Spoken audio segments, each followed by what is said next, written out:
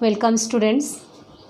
आज का हमारा टॉपिक है डेवलपमेंट ऑफ सीड, है ना। बीज का परिवर्धन किस तरह से होता है। हम इसके पिछले वीडियो में पढ़ चुके हैं कि किस तरह से भ्रूण का निर्माण होता है। भ्रूण का और भ्रूणपोष का निर्माण साथ साथ ही चलता है और साथ ही बीज का निर्माण भी होता है। बीज और फल का निर्माण साथ साथ होता है।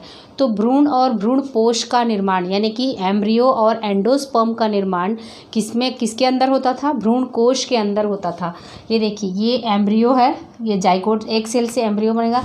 ये पूरा बीजांड का संरचना है। बीजांड के अंदर में इस तरह से ये भ्रूण कोश यानी कि ओव्यूल स्थित है ना। ओव्यूल के अंदर में इस तरह से एम्ब्रियो से एक स्थित है, ठीक है। ये एम्ब्रियो से एक है या भ्रूण कोश है। इसी भ्रूण कोश के अंदर में ही भ्रूण का और भ्रूणपोष का निर्माण हुआ था। उसी के बाद फिर फल का निर्माण, बीज और फल का निर्माण साथ साथ होगा। तो बीज का निर्माण किससे होगा?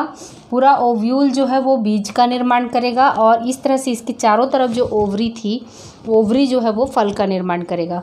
तो बीज और ओवरी का निर्माण माने बीज और फल का निर्माण जो है, बीज का निर्माण बीजांड से, इस तरह से ये बीजांड का चित्र दिया हुआ है, बीजांड का स्ट्रक्चर है।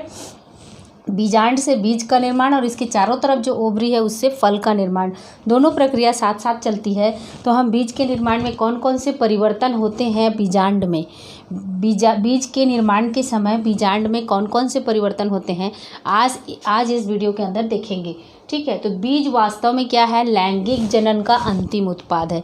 सेक्सुअल रिप्रोडक्शन का उद्देश्य, मुख्य उद्देश्य क्या है? बीज का निर्माण, ताकि बीज से नए पौधे का निर्माण हो सके। तो इसको अंतिम उत्पाद माना जा सकता है सेक्सुअल रिप्रोडक्शन का या लैंगिक जनन का एंड प्रोडक्ट है। कौन सा चीज़ है?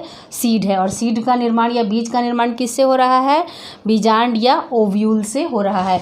तो डबल फर्टिलाइजेशन की प्रक्रिया के बाद भ्रूण कोश के अंदर में, डबल फर्टिलाइजेशन की क्रिया हम पढ़ चुके हैं पिछले वीडियो में, यदि देखना हो तो देख सकते हैं। तो द्विनिषेचन की क्रिया के बाद, द्विनिषेचन में एक निषेचन के द्वारा जाइगोट या भ्रूण का निर्माण होता था और दूसरे निषेचन के द्वारा भ्रूणपोष का निर्माण होता था। तो द्विनिषेचन के बाद भ्रूण कोश में एम्ब्रियो या भ्रूण एवं एंडोस्पर्म या भ्रूणपोष के विकास के साथ ही, जैसे ही उसका विकास होता है उसी के साथ ही संपूर्ण बीजांड जो है, पूरा बीजांड जो है, जब एंडोस्पर्म और एम्ब्रियो का निर्माण हो जाएगा तो तुरंत ओव्यूल जो है वो किसमें परिवर्तन होगा? कुछ चेंजेस होगा और ओव्यूल बीज में या सीड में चेंज हो जाएगा और चारों तरफ जो ओवरी है वो फल का निर्माण करेगा। तो इस तरह से इसके निर्माण के दौरान में कौन कौन से परिवर्तन आते हैं वो हम देखेंगे। बीजांड की संरचना हम अच्छे से देख चुके हैं, ओव्यूल की संरचना या स्ट्रक्चर को मेगास्पोरोजेनेसिस पढ़ रहे थे तब।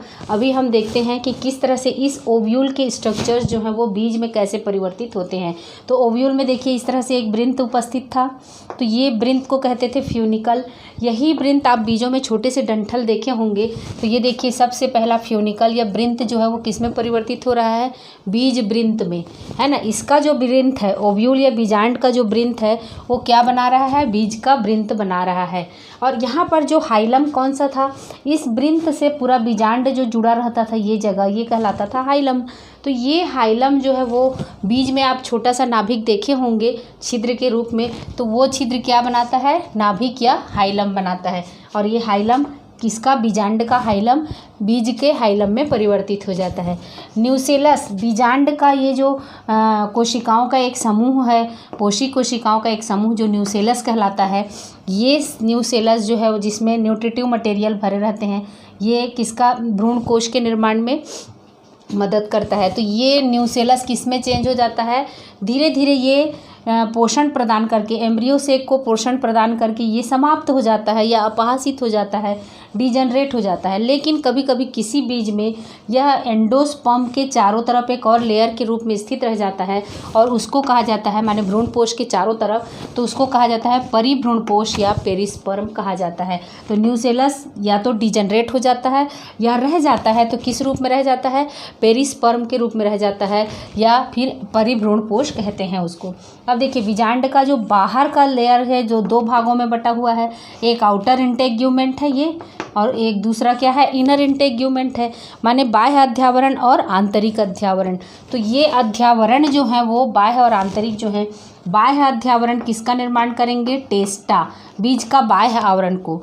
टेस्टा कहते हैं, ठीक है। और आंतरिक इनर इंटेग्यूमेंट जो है वो क्या किसका निर्माण करेंगे, टेगमेन का या आंतरिक आवरण का निर्माण करेंगे। तो अध्यावरण से क्या निर्माण हुआ, बीज का आवरण, टेस्टा और टेगमेन। नेक्स्ट है एंडोस्पर्म या भ्रूणपोष। यहाँ पर किसका स्ट्रक्चर बना था, भ्रूणपोष का बना था, जो भ्रूण को पोषण प्रदान करता था। आप भ्रूणपोष के निर्माण की प्रक्रिया भी देख सकते हैं पिछले वीडियो में। तो एंडोस्पर्म या भ्रूणपोष जो है वो या तो समाप्त हो जाता है या फिर उपस्थित रहता है। तो उसके आधार पर बीज दो प्रकार के होते हैं, भ्रूणपोषीय बीज और अभ्रूणपोषीय बीज।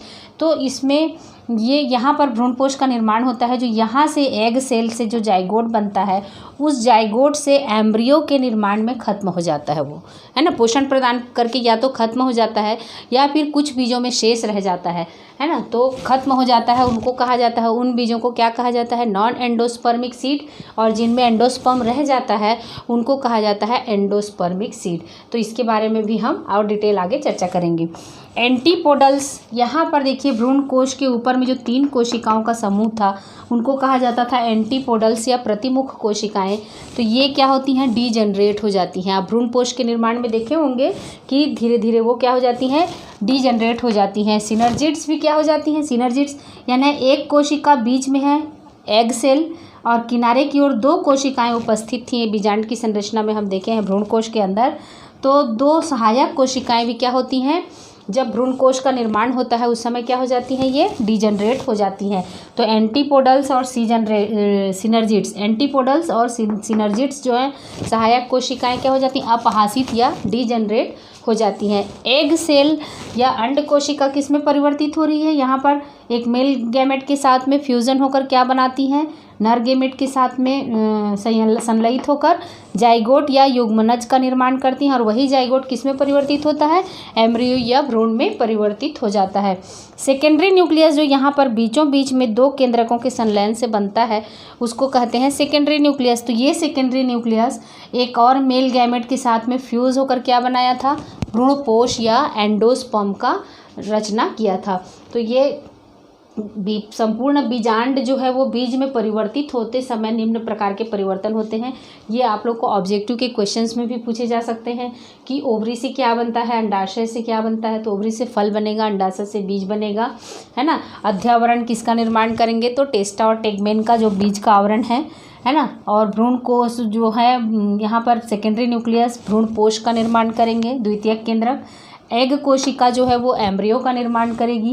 एंटीपोडल्स और सहायक सेल्स जो हैं वो नष्ट हो जाती हैं। न्यू सेल्स नष्ट हो जाती हैं जनरली, यदि बचती हैं तो उनको कहा जाता है पेरिस्पर्म कहा जाता है। वृंत जो है वो वृंत का ही निर्माण करेंगी और हाइलम जो है वो हाइलम का निर्माण करेंगी। तो इस तरह से एक संपूर्ण बीजांड जो है वो किस में परिवर्तित हो जाता है, बीज में परिवर्तित हो जाता है। आगे हम और बीज से संबंधित जो भी बातें हैं वो देखते हैं। टिपिकल सीड यानी कि प्रारूपी बीज की संरचना किस तरह से होती है। तो प्रारूपी बीज की संरचना में 3 मुख्य भाग होते हैं। एक तो बीज चोल होता है या सीड कोट, दूसरा होता है भ्रूणीय अक्ष होता है और तीसरा होता है बीज पत्र। भ्रूणीय अक्ष को कहते हैं एम्ब्रियोनल एक्सिस और बीज पत्र को कहेंगे कॉटलेडिना। तो यहाँ पर डायग्राम देखिए, सीड कोट तो बाहर से होता है, बीच में एम्ब्रियोनल एक्सिस या भ्रूणीय अक्ष स्थित होता है। इस भ्रूणीय अक्ष के ऊपर की ओर जो भाग डेवलप होता है वो कहलाता है, एम्ब्रियो का ऊपर का भाग कहलाता है प्लूमूल या प्रांकुर कहलाता है। ये देखिए प्लूमूल या क्या कहलाता है, प्रांकुर कहलाता है, जिससे तने का निर्माण होता है। एम्ब्रियोनल एक्सिस या भ्रूणीय अक्ष के नीचे की ओर का जो भाग है वो रेडिकल कहलाता है और जो किसका निर्माण करेगा, मूलांकुर कहलाता है, जो जड़ों का निर्माण करेगा, जड़ का निर्माण करेगा। और बीच में जो 2 बीज पत्र दिखाई पड़ रहे हैं, ये गोलाकार संरचना, ये कहलाता है बीज पत्र या कॉटलेडिनस कहलाते हैं। ये बीज पत्र जो है अपने में भोजन संचित रखते हैं, जो विकसित होते हुए माने प्लूमूल और रेडिकल को क्या करते हैं, पोषण प्रदान करते हैं बीज पत्र।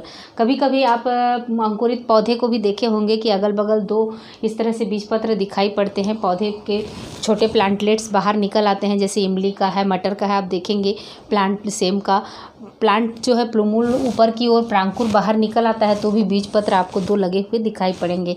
या फिर चना या सब किसी भी सीड को आप खोल के देखें डाइकोटिलेडोनस तो उसमें बीज पत्र स्पष्ट रूप से दिखाई पड़ते हैं। तो एक टिपिकल सीड की स्ट्रक्चर है, इसमें 3 संरचना है, सीड कोट, एम्ब्रियोनल एक्सिस और कोटिलेडोनस। तो इसमें ऊपर की ओर जो एम्ब्रियोनल एक्सिस से ऊपर की ओर जो संरचना है वो प्लूमूल कहलाता है या प्रांकुर तने के निर्माण में भाग लेता है।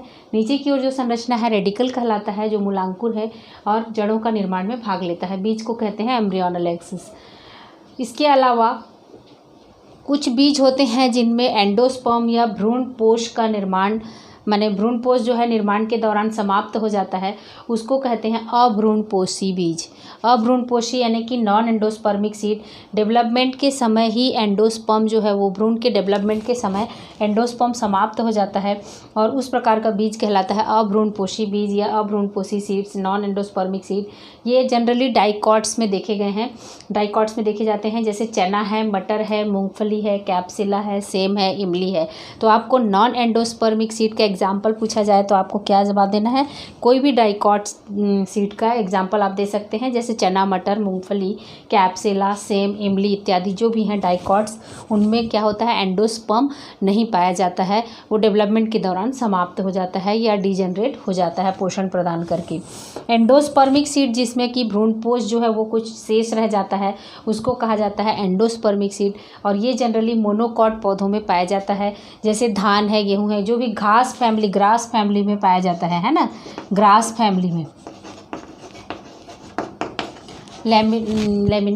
ग्रास फैमिली में पाया जाता है, जैसे धान कुल में धान है, गेहूं है, इसमें अरंडी में पाया जाता है, सूर्यमुखी में, पपीता में, ये सब में पाया जाता है। किसमें? एक बीजपत्री पौधों में पाया जाता है, भ्रूणपोष बीज के अंदर उपस्थित रहता है। तो उस प्रकार के बीज को कहा जाता है भ्रूणपोषी या एंडोस्पर्मिक सीड कहा जाता है। तो ये एग्जाम्पल्स को ऑब्जेक्टिव क्वेश्चन में पूछा जा सकता है, ठीक है। उसके अलावा भ्रूण बीजों में पाया जाता है प्रसुप्तावस्था, है ना। बीज जैसे जैसे डेवलप होता है, पूरी तरह से डेवलप हो जाता है, परिपक्व हो जाता है बीज, तो भ्रूण जो होते हैं उसके अंदर भ्रूण स्थित रहते हैं, जीवित अवस्था में रहते हैं, वो निष्क्रिय हो जाते हैं और लेकिन लिविंग होते हैं, निष्क्रिय अवस्था में चले जाते हैं और उस समय बीज में अंकुरण नहीं हो सकता, वो कहलाता है प्रसुप्तावस्था, है ना। तो ये बीजों में जिस समय अंकुरण की क्षमता नहीं होती है, भ्रूण निष्क्रिय अवस्था में रहते हैं, वो अवस्था प्रसुप्तावस्था कहलाता है।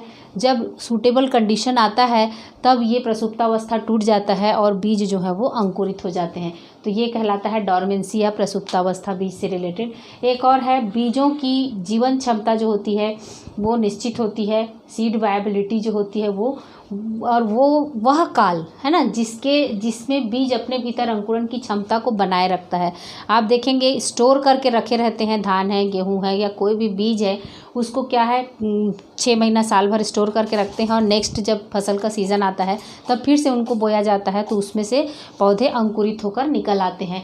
तो वह काल जिसमें बीज अपने भीतर अंकुरण की क्षमता को बनाए रखता है, उस काल को कहा जाता है जीवन काल, बीज की जीवन क्षमता कहा जाता है ना, उसकी जीवन क्षमता या सीड वायबिलिटी कहलाता है। कुछ बीजों में ये केवल कुछ ही महीने तक होते हैं, जैसे कि ऑक्जेलिस में होता है केवल 3 से 4 महीने तक ही हो सकते हैं उसमें।